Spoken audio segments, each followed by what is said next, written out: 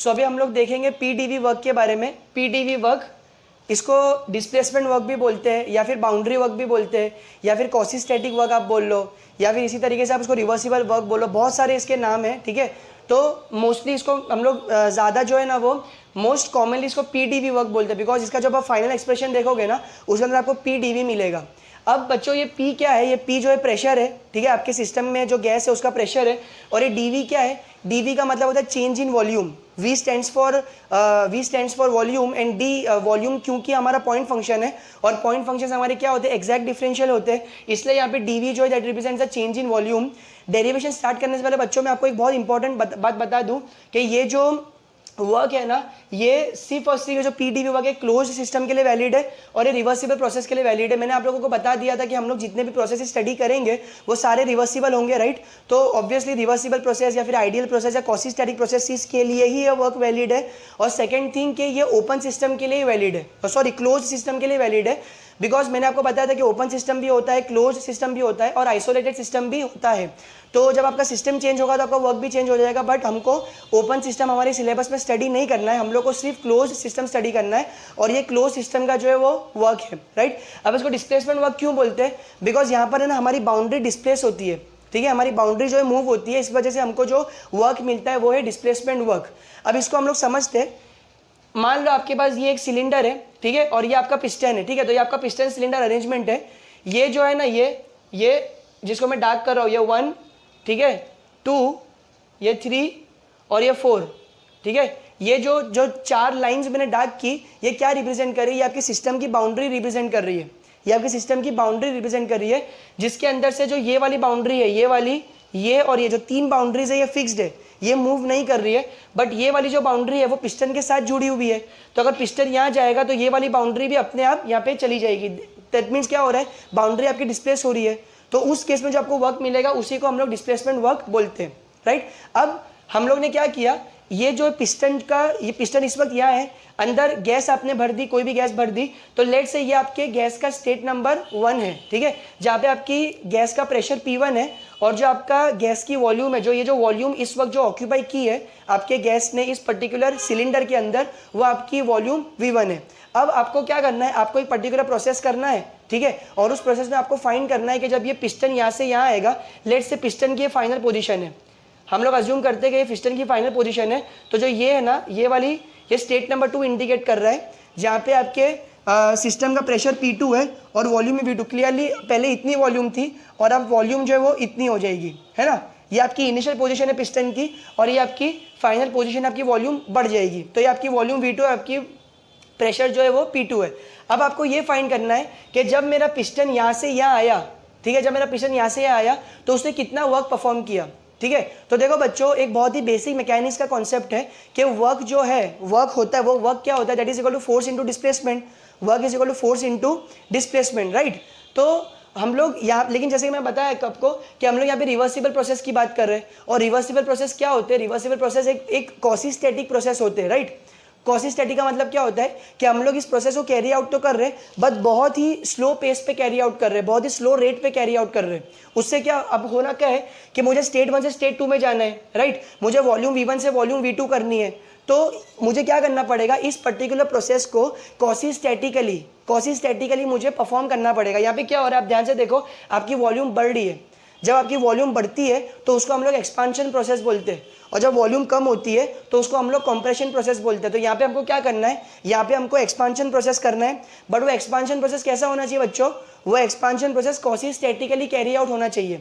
अब कॉसिस्टैटिकली का मतलब क्या है कि आपका जो सिस्टम है, आपका सिस्टम जो है ना वो बहुत ही स्लो बढ़ेगा, आपका सिस्टम बहुत ही स्लो आगे जाएगा।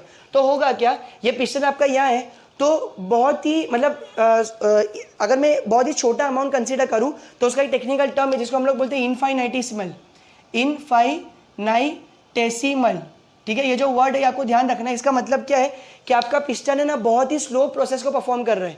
तो लेट से आपका पिस्टन इस वक्त इधर है, अब वो यहाँ से इधर आया, सपोज मैंने क्या बोला आपको, हमको बहुत ही स्लो कैरी आउट करना है, तो आपका पिस्टन यहाँ से यहाँ आया, ठीक है। तो इसने यहाँ से यहाँ आने में लेट से DL अमाउंट ऑफ लेंथ जो है वो ट्रेवल किया, डीएल अमाउंट ऑफ लेंथ जो है वो ट्रेवल किया, ठीक है। यहाँ से यहाँ तक हम लोग अज्यूम करते हैं ये हमारा इनिशियल स्टेट है और ये फाइनल स्टेट है, तो यहाँ से यहाँ तक जो है कंप्लीट लेंथ एल है, ठीक है। लेकिन वो कंप्लीट लेंथ एल एक बार में ट्रेवल नहीं करेगा ना, क्योंकि मैंने आपको क्या बोला, हमको वो चीज़ कॉसी स्टैटिकली कैरी आउट करनी है। कॉसी स्टैटिकली का मतलब होता है इंक्रीमेंट्स में हमको जाना है। दैट मीन्स हमको एक साथ पूरी लेंथ ट्रेवल नहीं करनी है, हमको पहले डीएल करना है, फिर डीएल करना है, फिर डीएल करना है, और बहुत सारे डीएल को हम लोग मिलाएंगे तब जाके हम लोग इस लेंथ को पहुंच पाएंगे, राइट। तो आपके पिस्टन ने मतलब DL amount of length travel किया, तो इस डीएल अमाउंट ऑफ लेंथ को ट्रेवल करने में पिस्टन को कितना वर्क करना पड़ा, तो लेट से पिस्टन को यहाँ पे del W amount of work करना पड़ा, बिकॉज मैंने आपको बताया कि W जो है वो पाथ फंक्शन है और पाथ फंक्शन जो है वो इन एग्जैक्ट डिफरेंशियल्स होते हैं, तो del W amount of work मुझको करना पड़ा, और वर्क होता है फोर्स इंटू डिस्प्लेसमेंट। तो यहाँ पे फोर्स आया F और ये आया DL, फोर्स आया F और आया DL, ठीक है। अब DL amount of length travel करने में इतना वर्क जो है हमको पिस्टन से मिला। सिमिलरली और हमने DL amount of length travel किए तो हमको फिर से डेल W वर्क मिलेगा, फिर हम और DL amount of length travel करेंगे तो हमको डेल W वर्क मिलेगा।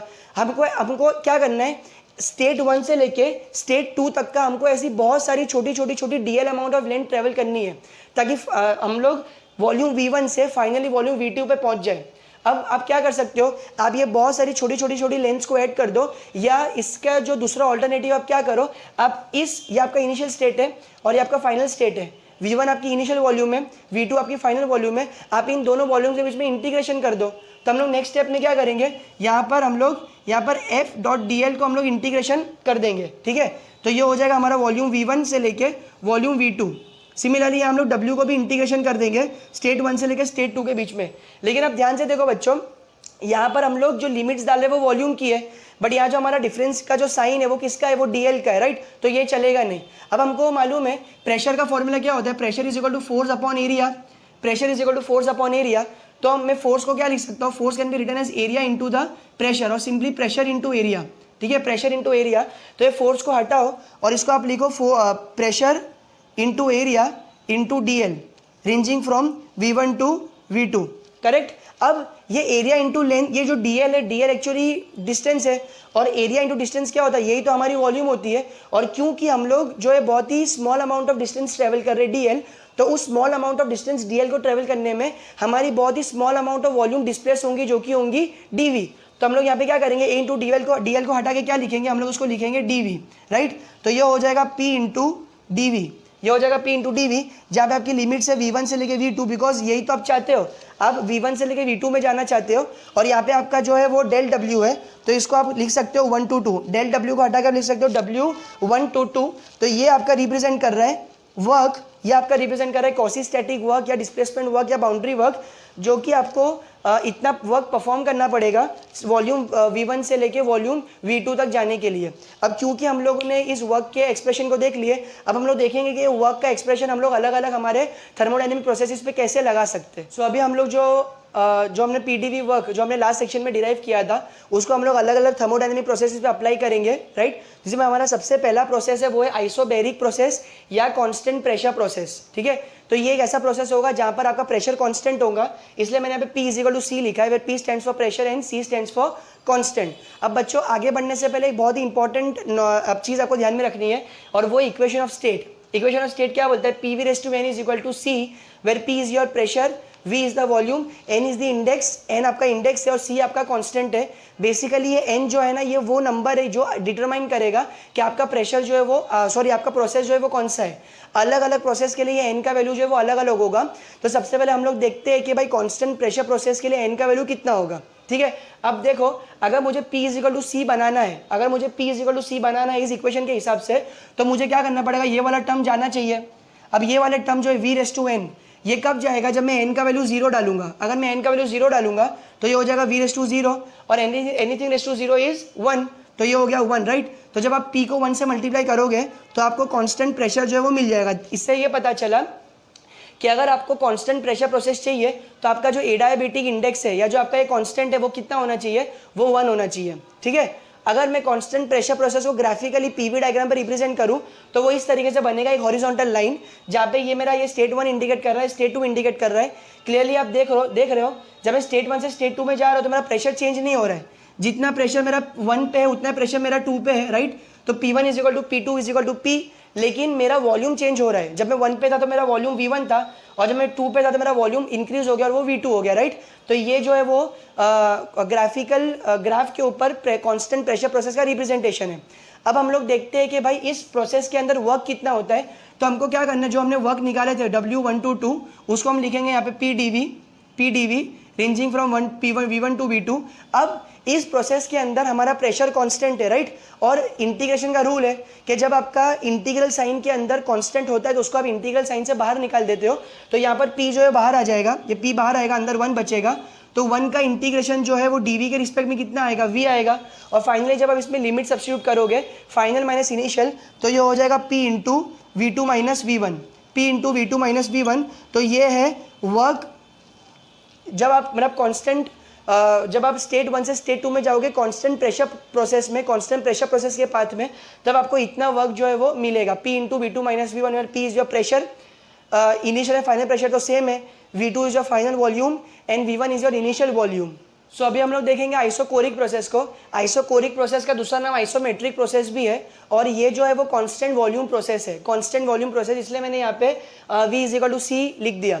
अब एज यूजुअल हमको इस पर्टिकुलर प्रोसेस के लिए जो हमारा इंडेक्स है, जो n का वैल्यू वो हमको डिटरमाइन करना है। तो बच्चों हम क्या करते हैं, यहाँ पर थोड़ा सा इधर हम मॉडिफिकेशन करते हैं। ये V⁻n है ना, ये V⁻n को मैं लिखता हूँ C/P। मैंने क्या किया, मैं P को नीचे लेके गया, मैंने V⁻n को लिखा C/P।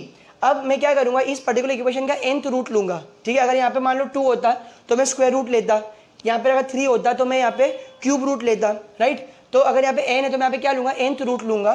तो जब मैं इसका nth रूट लूंगा तो ये v पे से n हट जाएगा, और ये आएगा C/P रेज टू 1/n। अब देखो बच्चों, यहाँ पे अगर मैं n को इन्फिनिटी डालता हूँ, सपोज अगर मैंने n को इन्फिनिटी डाल दिया तो यहाँ पे हो जाएगा 1/∞।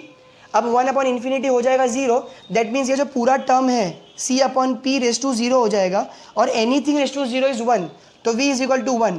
और 1 क्या है, 1 भी तो एक कांस्टेंट है, दैट मीन्स ये V is equal to constant आ गया। दैट मीन्स अगर मुझे किसी भी प्रोसेस को आइसोमेट्रिकली या फिर आइसोकोरिकली या कांस्टेंट वॉल्यूम के हिसाब से परफॉर्म करना है ना, तो मेरा जो एडियाबेटिक इंडेक्स होना चाहिए, या जो मेरा जो ये जो इंडेक्स सिंपली होना चाहिए, वो क्या होगा, वो मेरा इन्फिनिटी होगा, राइट। तो कांस्टेंट प्रेशर के लिए ये n का वैल्यू 0 था, और कांस्टेंट वॉल्यूम के लिए n का वैल्यू क्या हो गया, इन्फिनिटी हो गया। अब हम लोग देखते हैं कि कांस्टेंट वॉल्यूम को ग्राफ में किस तरीके से रिप्रेजेंट करते हैं। तो अगेन ये आपका PV डायग्राम है। कांस्टेंट वॉल्यूम को जब आप रिप्रेजेंट करोगे तो वो एक वर्टिकल लाइन से रिप्रेजेंट होगा, जहाँ पे अगेन ये पॉइंट नंबर 1 जो है वो स्टेट नंबर 1 है, पॉइंट नंबर 2 आपका स्टेट नंबर 2 है। और जैसे कि आप देखोगे स्ट्रेट लाइन होने की वजह से यहाँ पर एक ही वॉल्यूम है जो कि कांस्टेंट वॉल्यूम है, बट इस पॉइंट पे प्रेशर अलग है और इस पॉइंट पे प्रेशर अलग है। दैट मीन्स प्रेशर आपका चेंज होगा और होता है, राइट, और बट वॉल्यूम आपकी चेंज नहीं होगी। तो अगर हम यहाँ पर वर्क का एक्सप्रेशन लिखे PdV वर्क का, तो work in process 1 to 2 is nothing but that is PdV, right, ranging from integration from V1 to V2, right. अब आप यहाँ पर ध्यान से देखो कि यहाँ पर ये है dV, यानी कि चेंज इन वॉल्यूम, बट हम लोग कौन सा प्रोसेस पढ़ रहे, हम लोग कांस्टेंट वॉल्यूम प्रोसेस पढ़ रहे बच्चों। और जब वॉल्यूम कांस्टेंट है तो वॉल्यूम तो चेंज होंगी ही नहीं, तो जो चीज़ चेंज नहीं होंगी यानी वो कांस्टेंट है, राइट। तो यहाँ पर उसका जो dV है वो कितना हो जाएगा, वो हो जाएगा 0, वो हो जाएगा 0। दैट मीन्स बहुत इंपॉर्टेंट रिजल्ट आया है कि आपके कांस्टेंट वॉल्यूम प्रोसेस के अंदर, कांस्टेंट वॉल्यूम प्रोसेस में जो आपका वर्क का वैल्यू होता है वो 0 होता है, जब आपके वर्क का वैल्यू होता है वो 0 होता है, ठीक है। और इसको अगर आपको थोड़ा सा याद हो, जब मैं आपको पाथ फंक्शंस के बारे में बता रहा था, मैंने आपको क्या बोला कि area under the PV diagram, किसी भी प्रोसेस के अंदर का जो एरिया होता है वो आपको क्या देता है, वो आपको वर्क देता है। अब अगर आप ये प्रोसेस देखो जो कि कांस्टेंट वॉल्यूम प्रोसेस है, इस प्रोसेस के अंदर आपको एरिया मिलेगा ही नहीं, राइट, क्योंकि एरिया होने के लिए आपके पास 2 डायमेंशन होने चाहिए ना, एक आपके पास लेंथ होनी चाहिए और एक ब्रेथ होनी चाहिए, बट यहाँ पे आपके पास ब्रेथ है ही नहीं। यहाँ पे आपके पास जो है वो सिर्फ यहाँ पे आपके पास लेंथ है ही नहीं, आपके पास सिर्फ ब्रेथ है। तो आप किसको वॉल्यूम एक्सिस पे प्रोजेक्ट करोगे, आपके पास कुछ भी प्रोजेक्ट करने को है नहीं, राइट। ये एक सिंपल एक लाइन है, और लाइन का एरिया कितना होता है, लाइन एक 1 डायमेंशनल फिगर है जिसका एरिया 0 होता है, राइट। तो हम लोग ग्राफिकली भी इसको प्रूव कर सकते हैं कि आइसोकोरिक प्रोसेस के अंदर हमारा वर्क 0 होता है। सिमिलरली आप इसको मैथमेटिकली भी प्रूव कर सकते हो कि आइसोकोरिक प्रोसेस में आपका वर्क जो है वो 0 होता है। सो अभी हम लोग हमारा थर्ड प्रोसेस देखेंगे जो कि आइसोथर्मल प्रोसेस या कांस्टेंट टेम्परेचर प्रोसेस। तो इस प्रोसेस के अंदर बच्चों हमारा टेम्परेचर कांस्टेंट होगा। अगेन हम लोग हमारे इक्वेशन ऑफ स्टेट पे आते हैं, PV⁻n is equal to C, और हम लोग देखते हैं कि इस पर्टिकुलर प्रोसेस के लिए n का वैल्यू कितना होगा, ठीक है। तो इस प्रोसेस के लिए ना आपका जो n का वैल्यू होगा वो 1 होगा, ठीक है, आपको याद रखना है।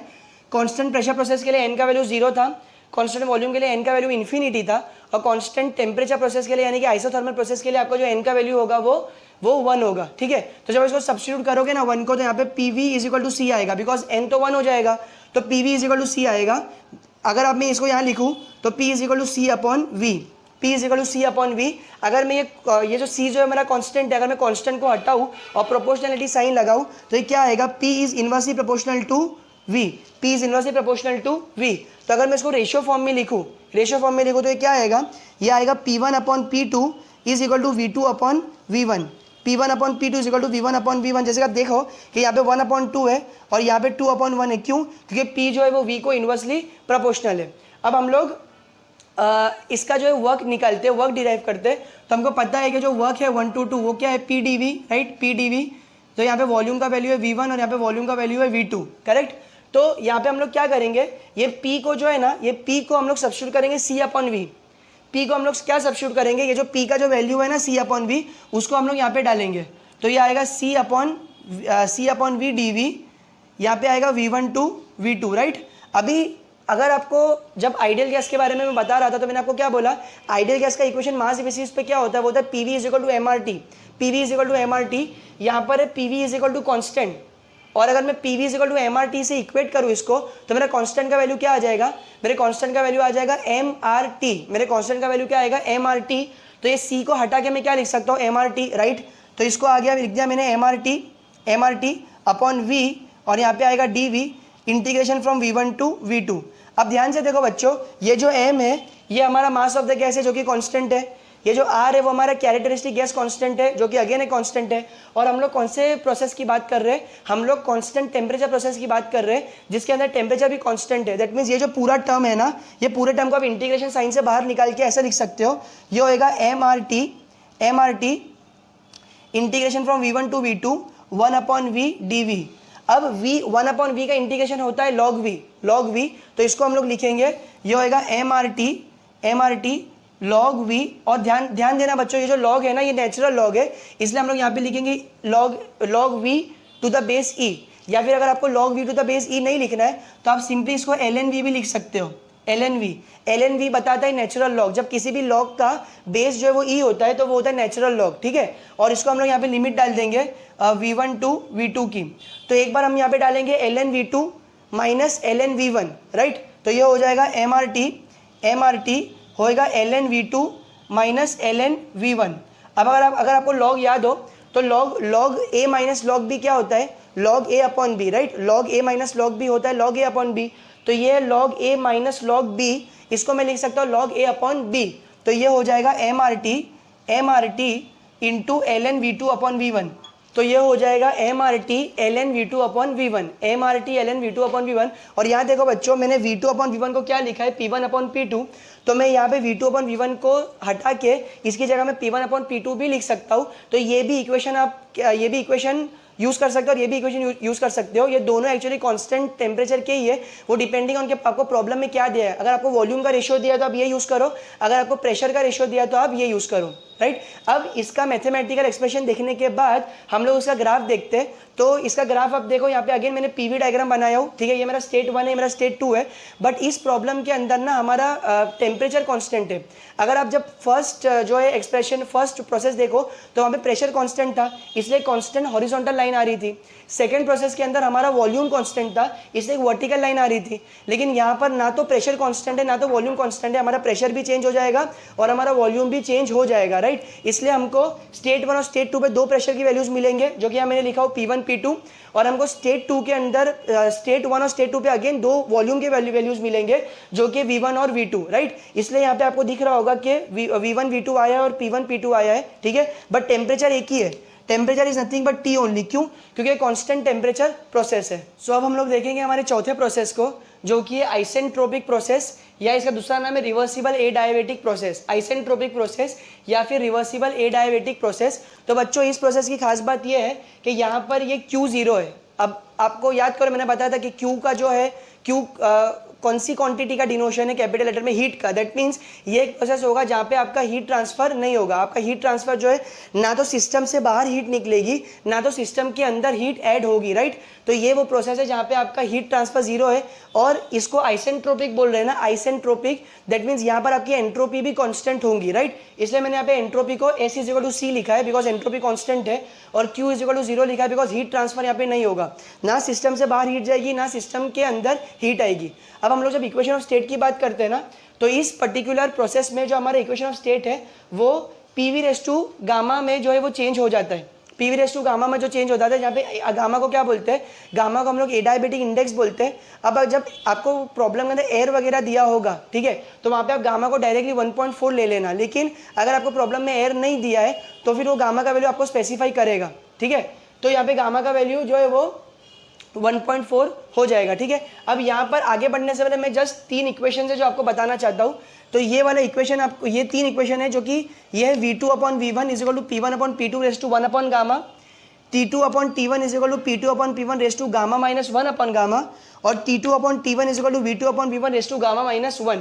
तो ये 3 इक्वेशन जो है वो आपके नोट्स में होने चाहिए और आपको मतलब बहुत ही अच्छे से याद होने चाहिए। ये वाला इक्वेशन जो है वो वॉल्यूम और प्रेशर को रिलेट करता है, ये वाला इक्वेशन जो है वो टेम्परेचर और प्रेशर को रिलेट करता है, और ये वाला इक्वेशन जो है वो आपके टेम्परेचर का वॉल्यूम को रिलेट करता है। बट मैं आपको बता दूं कि ये वाले जो रिलेशंस है वो स्ट्रिक्टली आपके एडायबेटिक या आइसेंट्रोपिक प्रोसेस के लिए ही एप्लीकेबल है। अगर आप कांस्टेंट प्रेशर प्रोसेस देखोगे, कांस्टेंट वॉल्यूम प्रोसेस देखोगे या इवन आप कांस्टेंट टेम्परेचर प्रोसेस देखोगे ना, तो वहाँ पर ये चीज़ अप्लाई नहीं कर सकते, ठीक है। अब हम लोग को चूंकि इसके बारे में बेसिक थ्योरी पता चल गई है, अब हम लोग क्या करेंगे, जो पीडीवी वर्क है, पीडीवी वर्क जो हम लोग डिराइव करते हैं, तो हमको एज यूजुअल मालूम है कि पीडीवी वर्क का फॉर्मूला क्या है, W1/2 = PdV volume V1 volume V2, right. अब हमको क्या करना है, यहाँ पे प्रेशर को वॉल्यूम के टर्म्स में लिखना है, प्रेशर को वॉल्यूम के टर्म्स में हम लोग को लिखना है। तो यहाँ पर जैसे आप ये वाला इक्वेशन देखो, यहाँ पे PV⁻γ = C, तो मैं इस इक्वेशन को यूज़ करके लिख सकता हूँ V⁻γ = C/P, सॉरी मैं इसको ऐसा लिख सकता हूँ P = C/V⁻γ, P = C/V⁻γ, right. अब यहाँ पर ये जो P है, ये जो वैल्यू है, इसको मैं यहाँ पे P की जगह सब्स्टिट्यूट कर देता हूँ, तो ये हो जाएगा C/V⁻γ × dV integration from V1 to V2, right. मैंने कुछ भी नहीं किया, मैंने सिर्फ P का जो वैल्यू है ना C/V⁻γ, इसको मैंने यहाँ पे सब्स्टिट्यूट कर दिया। अब मैं ये कांस्टेंट को बाहर निकाल लेता हूँ बिकॉज इंटीग्रेशन तो मुझे V के रिस्पेक्ट में करना है, तो ये कांस्टेंट बाहर आ जाएगा और ये V⁻γ ऊपर जाके हो जाएगा V⁻⁻, ठीक है। और यहाँ आ जाएगा dV और यहाँ पे आएगा लिमिट्स V1 to V2। अब हम लोग को मालूम है कि x⁻n का इंटीग्रेशन क्या होता है, x⁻n का इंटीग्रेशन होता है x⁻n+1/n+1। तो यहाँ पे अगर V⁻⁻ है तो इसका इंटीग्रेशन हो जाएगा W1/2, इसका इंटीग्रेशन होगा C, तो कांस्टेंट एज इट इज बाहर रहेगा, ये होएगा V⁻⁻1 ठीक है। और यहाँ पे आपकी लिमिट्स आएगी, यहाँ पे लिमिट्स आएगी V1 से लेके V2, करेक्ट। अब ये जो गामा है तो कांस्टेंट है, -γ+1 को मैं लिख सकता हूँ 1 - γ, और 1 - γ में लिख के इसको बाहर ले लेता हूँ, तो ये हो जाएगा C/1 - γ, और ये हो जाएगा यहाँ पे एक बार आपको V2 डालना पड़ेगा, तो V2⁻⁻1 और यहाँ आ जाएगा आपका V1⁻⁻1, ठीक है। ये आपका एक फॉर्म हो गया, करेक्ट। अब इसमें आप है ना थोड़ा सा मॉडिफिकेशन जो है वो कर सकते हो, ठीक है। इसको आप ये जो C है ना, ये C को आप क्या लिख सकते हो, C को आप लिख दो PV⁻γ, बिकॉज C का वैल्यू तो PV⁻γ ही है, ठीक है। तो C को मैंने लिखा PV⁻γ अपॉन 1 - γ, ये हो गया V2⁻⁻1 एज इट इज, ये हो गया V1⁻⁻1 एज इट इज, ठीक है। अब हम लोग क्या करेंगे, ये जो पूरा टर्म है, ये जो PV⁻γ का जो टर्म है, इसको एक बार हम लोग जो है वो इससे मल्टीप्लाई करेंगे और एक बार हम लोग इससे मल्टीप्लाई करेंगे।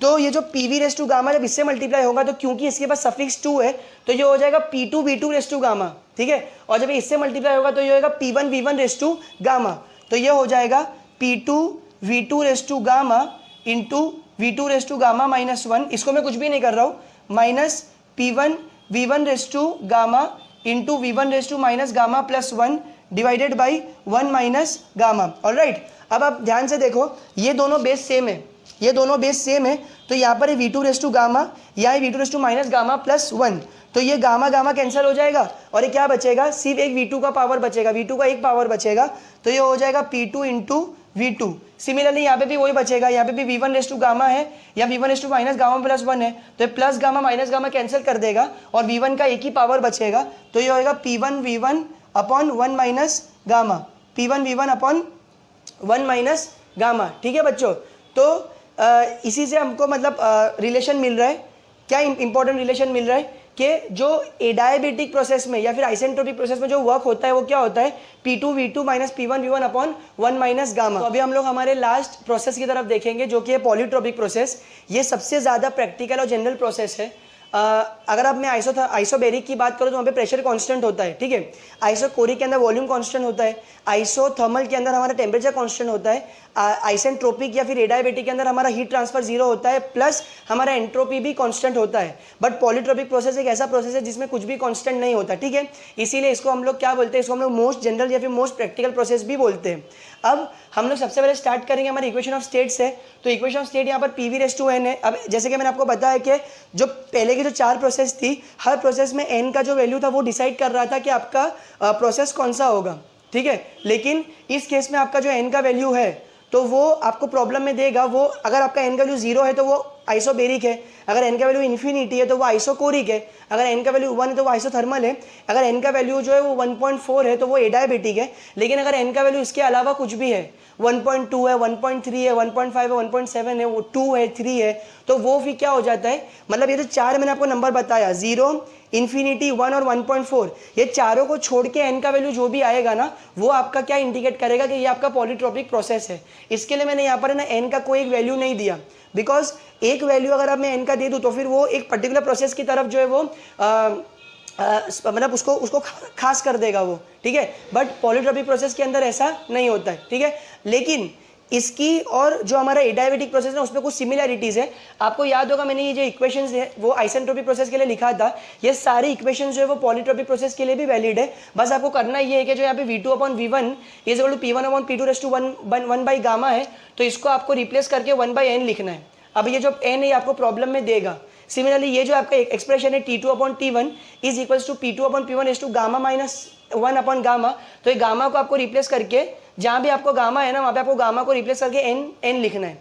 इस इक्वेशन के अंदर भी T2 upon T1 is equal to V2 upon V1 raise to gamma upon gamma minus 1 है, तो यहाँ पे आप गामा को हटाओ और यहाँ पे आप इसकी जगह में सिंपली n को लिख दो। तो जैसे कि आपने देखे कि अगर आपको एडायबिटिक प्रोसेस के लिए इक्वेशंस याद है तो पॉलीट्रोपिक के लिए याद करने के लिए आपको अलग से मेहनत करनी नहीं पड़ेगी। अगर मैं PDV वर्क का भी बताऊँ तो PDV वर्क के लिए भी पूरा सेम जो है प्रोसेस आपको फॉलो करना है। आपका वहाँ पे क्या आंसर था, वहाँ पे आपका आंसर था कि P1 P2 V2 minus P1 V1 upon 1 minus gamma, ये आपका आंसर था। किसके लिए, एडायबिटिक के लिए, रिवर्सिबल एडायबिटिक आइसेंट्रोपिक के लिए। अगर आपको यही सेम चीज़ पॉलीट्रोपिक के लिए करनी है तो आप क्या करो, यहाँ से गामा को हटाओ और यहाँ से n को लगा दो।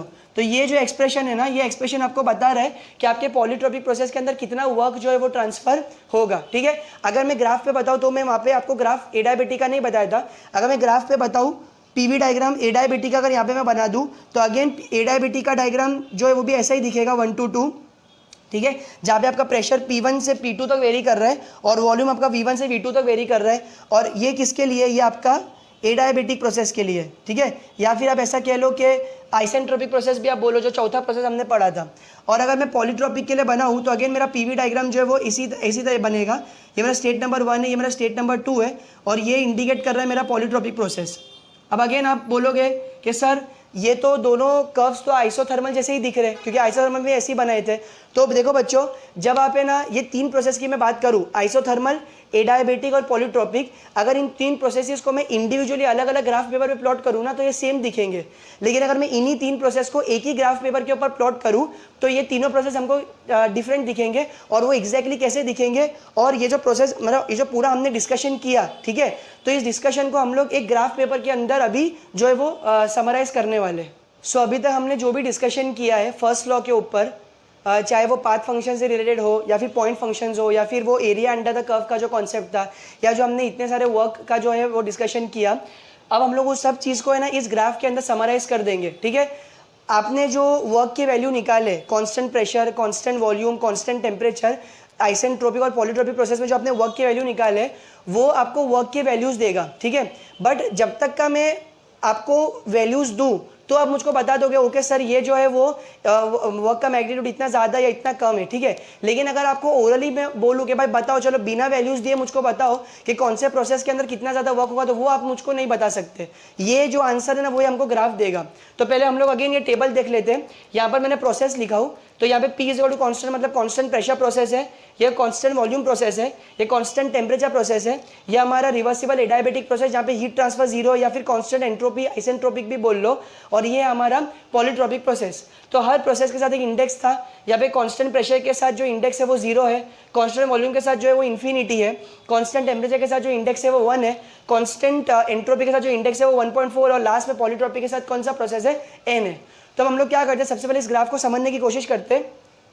ये जो ग्राफ है ये अगेन मैंने पीवी जो है वो कोऑर्डिनेट्स पे बनाया है, जहाँ पे मेरा वाई एक्सिस पे प्रेशर है और एक्स एक्सिस के ऊपर वॉल्यूम है। सबसे पहले यहाँ पे ना इस हॉरिजॉन्टल लाइन को देखो, तो ये जो कंप्लीट हॉरिजॉन्टल लाइन है ये आपका कांस्टेंट प्रेशर प्रोसेस जो है वो रिप्रेजेंट कर रही है, ठीक है, आपका कांस्टेंट प्रेशर प्रोसेस रिप्रेजेंट कर रही है। उसी तरीके से आप ये जो वर्टिकल लाइन को देखो, ये जो वर्टिकल लाइन है ये कांस्टेंट वॉल्यूम प्रोसेस को जो है वो रिप्रेजेंट कर रही है, राइट, बिकॉज यहाँ पे वॉल्यूम कांस्टेंट है। फिर अगर आप इस कर्व को देखोगे, ये वाला, ये जो कर्व ऐसा जा रहा है, तो जहाँ पे T is equal to C लिखा हुआ है, तो ये जो कर्व है वो हमारा आइसोथर्मल प्रोसेस को रिप्रेजेंट कर रहा है। अगर आप इस कर्व को देखोगे, ये जो कर्व ऐसा जा रहा है, तो ये हमारे Q इज इक्वल टू 0 या S is equal to C, तो ये हमारे आइसेंट्रोपिक प्रोसेस को रिप्रेजेंट कर रहा है बच्चों। और अगर आप लास्ट में इस कर्व को देखोगे जो कि ऐसे जा रहा है, तो ये हमारे पॉलीट्रोपिक प्रोसेस को रिप्रेजेंट कर रहा है। अब अगर मैं इस पोर्शन की बात करूं जहाँ पे एरो इस तरफ जा रही है, यहाँ पे आप क्लियरली देखो कि आपका प्रेशर जो है ना हर प्रोसेस में कम होता जा रहा है, आपका प्रेशर कम होता जा रहा है और वॉल्यूम बढ़ता जा रहा है। तो ये जो कर्व्स है ना 1 2 3 4 5, ये जो 5 कर्व्स है इनको हम लोग बोलते हैं एक्सपांशन कर्व्स, इनको हम लोग बोलते हैं एक्सपांशन कर्व्स। और अगर आप इस पार्ट पे आ जाओ तो यहाँ पे आपका प्रेशर जो है वो क्या होता जा रहा है, प्रेशर बढ़ता जा रहा है लेकिन वॉल्यूम कम होता जा रहा है। तो ये जो 5 कर्व्स है 1 2 3 4 5, ये है आपके कंप्रेशन कर्व्स, इसको हम लोग क्या बोलते हैं, कंप्रेशन कर्व्स, ठीक है। अब आप ध्यान से देखो, ये कांस्टेंट प्रेशर है, यहाँ पे n का वैल्यू 0 है, राइट। फिर कांस्टेंट टेम्परेचर है, यहाँ पे n का वैल्यू 1 है, ठीक है। उसके बाद ये कांस्टेंट एंट्रोपी है, यहाँ पे n का वैल्यू 1.4 है। उसके बाद यहाँ पे n का वैल्यू जो है वो n और यहाँ पे n का वैल्यू इन्फिनिटी है। तो जैसे कि आप देख सकते हो कि n का वैल्यू बढ़ता जा रहा है, वैसे वैसे ये प्रोसेस का डिविएशन भी इस तरीके से होता जा रहा है। अब अगर मैं आपको बोलूँ कि चलो बच्चों बताओ कि एक्सपांशन प्रोसेस के अंदर, क्लोज सिस्टम में एक्सपांशन प्रोसेस में सबसे ज़्यादा वर्क कहाँ मिलेगा, तो आप क्या बोलोगे, सर ये आपका कांस्टेंट प्रेशर प्रोसेस है, ठीक है। हमको पता है कि किसी भी प्रोसेस के अंदर का जो एरिया होता है वो हमको वर्क देता है, राइट। तो अब ये कांस्टेंट प्रेशर प्रोसेस के अंदर अगर हम एरिया लेंगे तो हमारा एरिया इतना होगा, हमारा एरिया जो है वो इतना हो जाएगा, ठीक है। अगर हम कांस्टेंट टेम्परेचर के अंदर का एरिया लेंगे तो वो एरिया इतना हो जाएगा। सिमिलरली अगर हम कांस्टेंट वॉल्यूम, कांस्टेंट एंट्रोपी में एरिया लेंगे तो वो एरिया इतना हो जाएगा। कांस्टेंट अगर पॉलीट्रोपिक में लेंगे तो हमारा एरिया इतना होगा। फाइनली जब हम कांस्टेंट वॉल्यूम के अंदर आएंगे तो हमारा एरिया 0 हो जाएगा। तो इससे पता ये चल रहा है कि सबसे ज़्यादा एरिया जो हमको मिलेगा वो कांस्टेंट प्रेशर के केस में मिलेगा, फिर कांस्टेंट टेम्परेचर में उससे कम मिलेगा, और कांस्टेंट एंट्रोपी में उससे कम मिलेगा, पॉलीट्रोपी में उससे कम मिलेगा, और फाइनली कांस्टेंट वॉल्यूम के अंदर हमारा एरिया जो है वो मिलेगा ही 0 हो जाएगा। और ये एरिया क्या है, ये एरिया का वैल्यू तो वर्क है। तो इससे ये पता चल रहा है कि एक्सपांशन प्रोसेस के अंदर सबसे ज़्यादा जो एरिया आपको मिलेगा वो किस में मिलेगा बच्चों, वो कांस्टेंट प्रेशर में एरिया मिलेगा। और जैसे जैसे आप नीचे जाओगे ना आपका एरिया कम होता चला जाएगा, और एरिया कम होएगा मतलब बट ऑब्वियस है कि आपका वर्क का वैल्यू भी कम हो जाएगा। लेकिन जब आप कंप्रेशन प्रोसेस में जाओ और अगर मैं आपको पूछूं कि बताओ बच्चों आप कंप्रेशन कैसे कैरी आउट करोगे, तो अगर आपने ऐसा बोले कि सर हम कंप्रेशन भी पॉलीट्रोपिकली कैरी आउट करेंगे, क्यों, क्योंकि कंप्रेशन में सबसे ज़्यादा एरिया देखो पॉलीट्रोपिक में मिल रहा है, बिकॉज यहाँ पे एरिया कम है, फिर यहाँ थोड़ा बड़ा, यहाँ और बड़ा, यहाँ और बड़ा, तो पॉलीट्रोपिक में सबसे ज़्यादा एरिया मिल रहा है। तब आपका आंसर गलत हो जाएगा बच्चों। क्यों, क्योंकि इस चीज़ को कॉन्सेप्चुअली समझो। एक्सपांशन जो होता है ना वो पॉजिटिव वर्क होता है और कंप्रेशन जो है वो नेगेटिव वर्क होता है। अब पॉजिटिव का मतलब क्या है कि आपका सिस्टम वर्क कर रहा है, आपका सिस्टम आपको वर्क करके दे रहा है, और कंप्रेशन का मतलब होता है कि आपका सिस्टम आपसे वर्क ले रहा है। और जाहिर सी बात है कि कोई भी इंजीनियर, कोई भी डिज़ाइनर जब अपना प्रोसेस डिज़ाइन करेगा, जब अपना सिस्टम डिज़ाइन करेगा, तो वो हमेशा ये चाहेगा कि उसका प्रोसेस उसको मैक्सिमम से मैक्सिमम वर्क दे और मिनिमम से मिनिमम वर्क ले। तो जब आप कंप्रेशन साइड पे जाओगे ना तो भी आपको है ना प्रोसेस को कांस्टेंट प्रेशर ही पे कैरी आउट करना पड़ेगा। क्यों, क्योंकि कांस्टेंट प्रेशर प्रोसेस आपका मिनिमम एरिया जो है वो यहाँ पे आ रहा है, और ये मिनिमम एरिया का मतलब है मिनिमम वर्क, और ये मिनिमम वर्क का मतलब आपको देना है, ठीक है। तो यहाँ पर जैसे कि मैंने बताया कि जब आपको एक्सपांशन वर्क चाहिए तब आपको मैक्सिमम एरिया चाहिए, मैक्सिमम वर्क चाहिए जो आपको कांस्टेंट प्रेशर प्रोसेस में मिल रहा है। लेकिन जब आप कंप्रेशन की बात करोगे तो वहाँ पे आपको मिनिमम वर्क देना है। मिनिमम वर्क का मतलब है मिनिमम एरिया, और मिनिमम एरिया कहाँ मिल रहा है? अगेन आपको कांस्टेंट प्रेशर प्रोसेस में लीस्ट एरिया मिल रहा है। तो अगर आपका आंसर ऐसा होता कि सर हम कांस्टेंट प्रेशर प्रोसेस के अंदर भी यहाँ पर जो कांस्टेंट प्रेशर को मतलब कंप्रेशन प्रोसेस को हम पॉलीट्रॉपिक प्रोसेस की तरह कैरी आउट करते हैं, तो आपका आंसर गलत होता बच्चों। क्यों? क्योंकि ऑल्दो ये एरिया तो ज़्यादा है बट ये नेगेटिव एरिया है, मतलब ये नेगेटिव वर्क है और ये आपको देना है, ठीक है। और ये आप ज़्यादा वर्क देना जो है वो अफोर्ड नहीं कर सकते, राइट। तो एक कॉन्सेप्ट, एक फंडा हमेशा याद रखो कि पॉजिटिव वर्क हमेशा हमको ज़्यादा से ज़्यादा चाहिए होता है और नेगेटिव वर्क हमको हमेशा कम से कम देना होता है, ठीक है।